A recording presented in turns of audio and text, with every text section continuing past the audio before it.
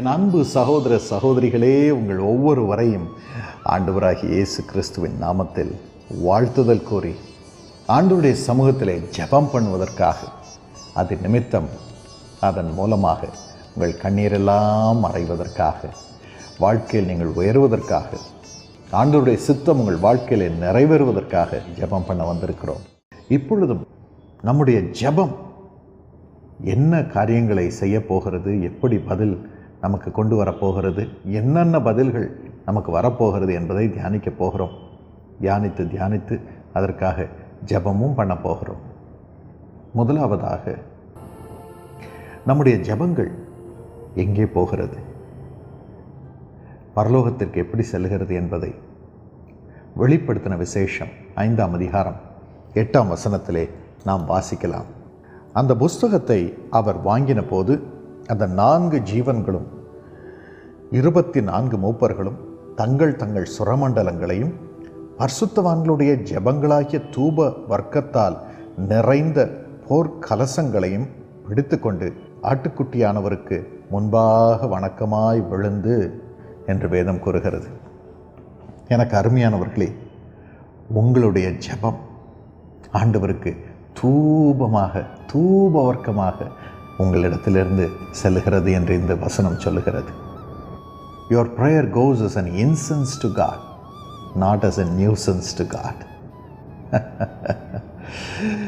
ஆண்டவர் உங்கள் ஜெபங்களை தூப வர்க்கமாக இன்பமாய் முகருகிறார். அதற்கென்று அவருடைய சமூகத்திற்கு முன்பதாக 24 மூப்பர்களை ஆண்டவர் வைத்திருக்கிறார். இந்த 24 மூப்பர்கள் கையிலும் ஒரு பொன் கலசத்தை அவர் கொடுத்திருக்கிறார். எதற்காக?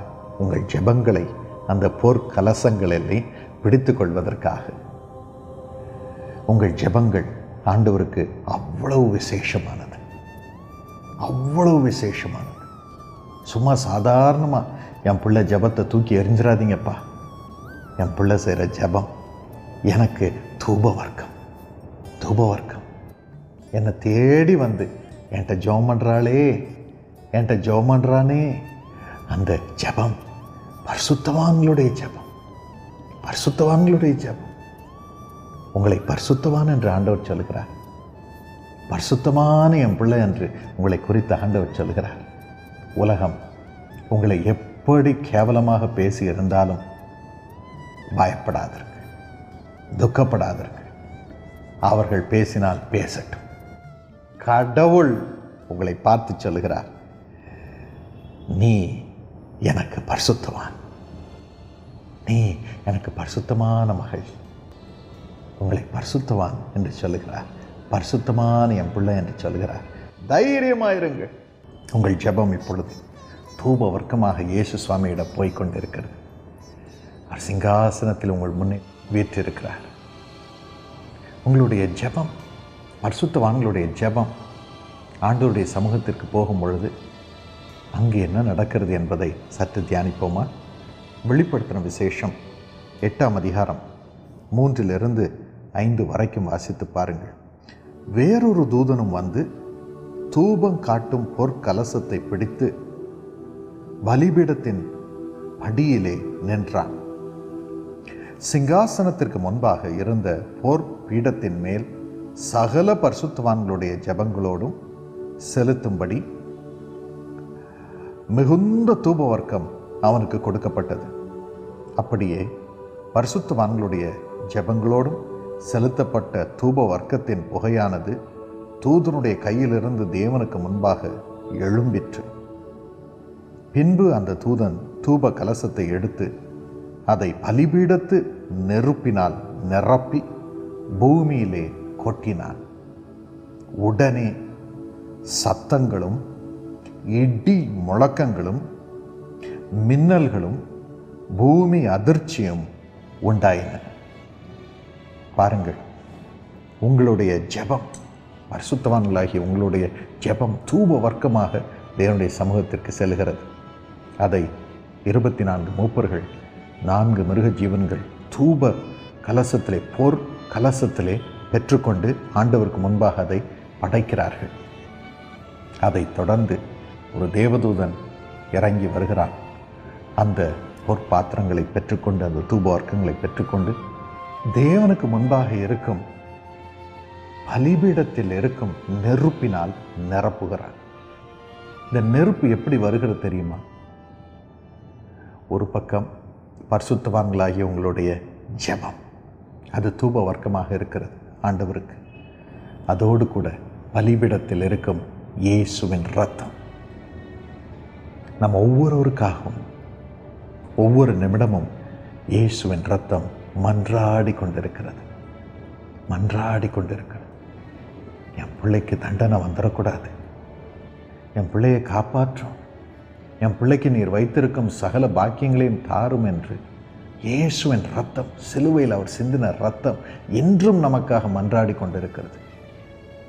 அந்த இரத்தம் தேவனுக்கு முன்பாக தூபவர்க்கமாக இருக்கிறது. அந்த தூபவர்க்கமும் பரிசுத்தவான்களுடைய ஜெபமும் தேவதூதனால் ஒன்றாக இணைக்கப்படுகிறது.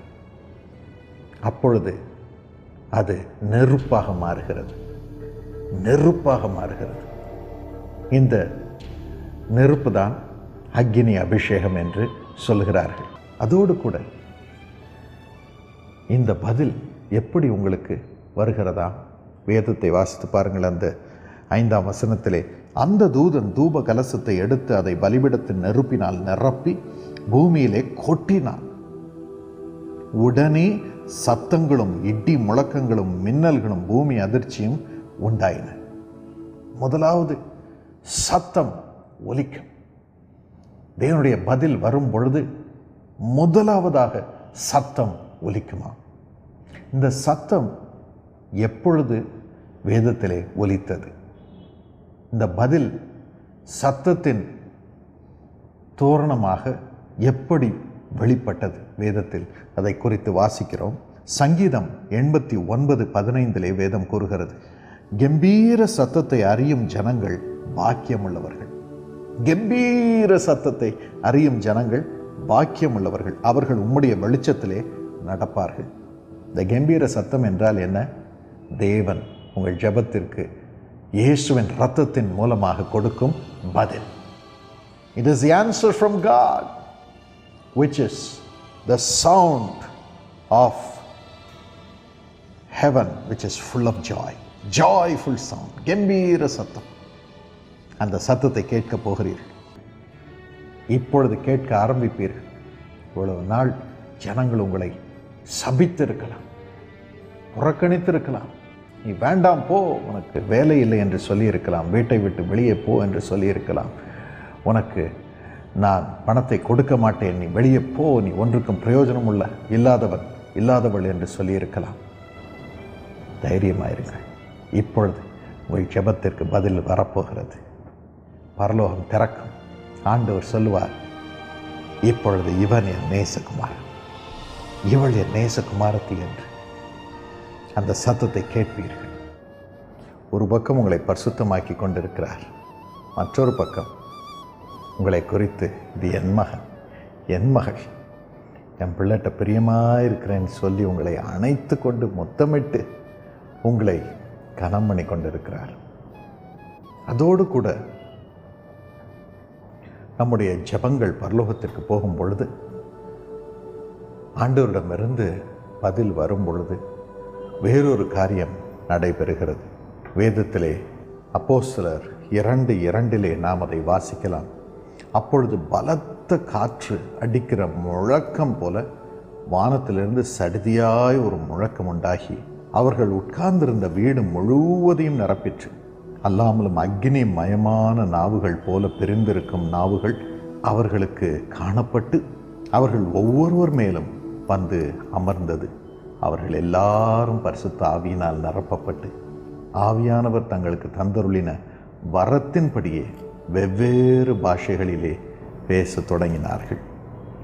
இப்பொழுது அது நடைபெறப் போகிறது. உங்களுக்கும் ஆண்டவர் அதை செய்ய போகிறார். இந்த தேவதூதன் இயேசுவின் இரத்தத்தையும் உங்கள் ஜெபத்தையும் இணைத்து வரும் நெருப்பினால் ஆண்டவருடைய பதிலை உங்கள் மீது கொட்டும் பொழுது பயங்கரமான தேவ பிரசன்னம் உங்களை நிரப்பும். அப்பொழுது பெரிய முழக்கம் உண்டாயிற்று, இடி முழக்கம் உண்டாயிற்று என்று வேதம் கூறுகிறது. அப்படியே உங்களுக்கும் நடக்கப் போகிறது. இடி முழக்கம். இந்த இடி முழக்கம் என்ன, எதனால் உண்டாகிறது? பரிசுத்த ஆவியானவருடைய நிறைவினால். பாருங்கள், இந்த இயேசுவினுடைய சீஷர்கள் ஒன்றாக இணைந்து ஜெபித்த பொழுது அவர்கள் மீது நெருப்பு தழல், அக்கினி தழல் வந்து நின்றதை அவள் கண்ணார கண்டார்கள். அந்த நெருப்பு, அந்த அக்கினி தான் ஆண்டவருடைய பதில். இயேசுவின் ரத்தம் உங்கள் ஜெபமும் இணையும் பொழுது உண்டாகும் நெருப்பு, அக்கினி. அக்கினி மயமான நாவுகள் அவள் தலையின் மீது வந்து தங்கியது. உங்கள் மீது இப்பொழுது வந்து தங்கி இருக்கிறது. அப்பொழுது அவர்கள் பரிசுத்த ஆவியானவரால் நிரப்பப்பட்டு ஆண்டவர் கொடுத்த வரத்தினால் வெவ்வேறு பாஷையிலே பேசினார்கள். அதுதான் தீர்க்க தரிசன வார்த்தை. ஆண்டவருடைய திட்டம், ஆண்டவருடைய சித்தம் தீர்க்க தரிசனமாக வெளியே வந்தது. அதைத்தான் வெளிப்படுத்தின விசேஷத்தில் 10ஆம் அதிகாரம் 6ஆம் வசனம் 11ஆம் வசனத்திலே நாம் பார்க்கிறோம். வேதம் கூறுகிறது, ஆண்டவருடைய வருகைக்கு முன்பதாக 7ஆம் தூதன் தன் வாயிலே எக்காலத்தை வைத்து ஊதும் வேளையிலே ஆண்டவர் நாம் ஒவ்வொருவரையும் மீண்டும் தீர்க்க தரிசனம் உரைக்க வைக்கிறார். பரிசுத்த ஆவியானவர் நம்மை நிரப்பி ஆண்டவருடைய சித்தத்தை இந்த உலகத்திலே தீர்க்க தரிசனமாக அறிவிக்க வைக்கிறார். யாருக்கெல்லாம்? ராஜாக்களுக்கு, ஜனங்களுக்கு, அதாவது உங்களுக்கும் உங்கள் குடும்பத்தினருக்கும், இன்னும் தேசங்களுக்கும், இன்னும் பாஷைக்காரருக்கும், எல்லா பாஷைக்காரருக்கும். அதற்காக தான் இயேசு அழைக்கிற ஊழியத்திலே ஜெபகோபுரங்களை உலகமெல்லாம் ஆண்டவர் ஸ்தாபித்து கொண்டிருக்கிறார்.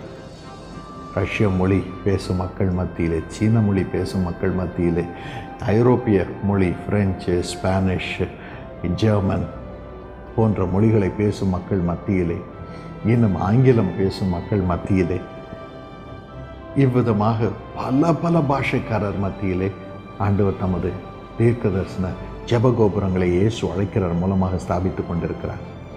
இன்னும் அரபு மொழி, உருது மொழி, இன்னும் வியட்நாமிஸ் மொழி, கொரியன் மொழி, இவைகள் எல்லாவற்றின் மத்தியிலும் தீர்க்கதரிசனம் உரைக்கும்படியாக ஆண்டவர் அந்தந்த தேசங்களிலே ஜெபகோபுரங்களை ஸ்தாபிக்கப் போகிறார். நமக்கு அதற்கான கிருபையை தருவார்.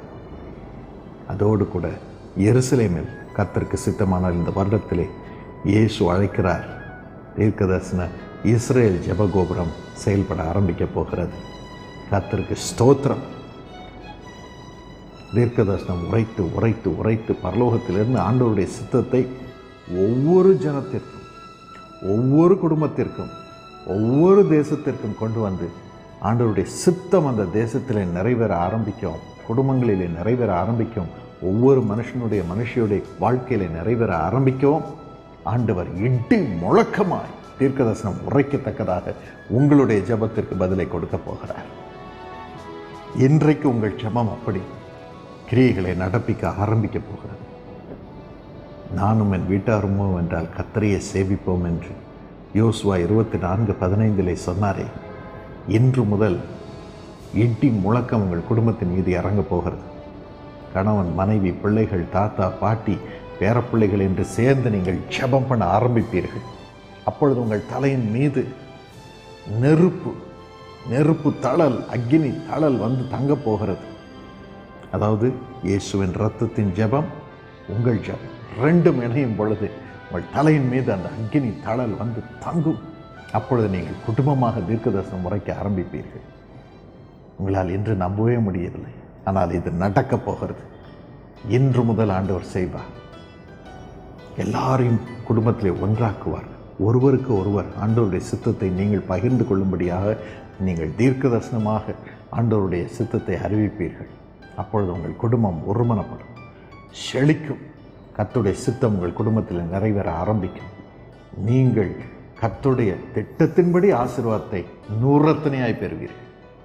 அப்போதான் நூறத்தனையான ஆசீர்வாதம் வரும். இடம் கொள்ளாமல் போக மட்டும் ஆசீர்வாதம் வரும், 2 மடங்கு கனம் வரும்.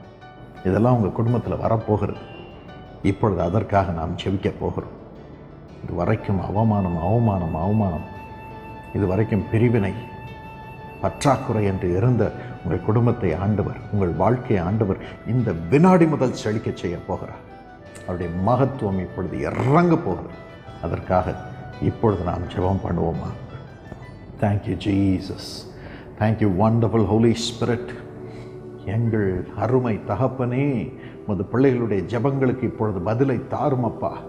இப்பொழுது ஒவ்வொருவர் குடும்பத்திலும் இருக்கும் அவமானத்தையும் பிரிவினையும் பண கஷ்டத்தையும் இருளின் அதிகாரத்தின் சீற்றலையும் குடி பழக்கத்தின் வேதனையும் ஆண்டவனே தவறான பழக்கங்களின் சிந்தனைகளையும் செயல்களையும் பிரிவினைகளையும் குழப்பங்களையும் இயேசுவின் நாமத்தில் நாங்கள் கடிந்து கொள்கிறோம்.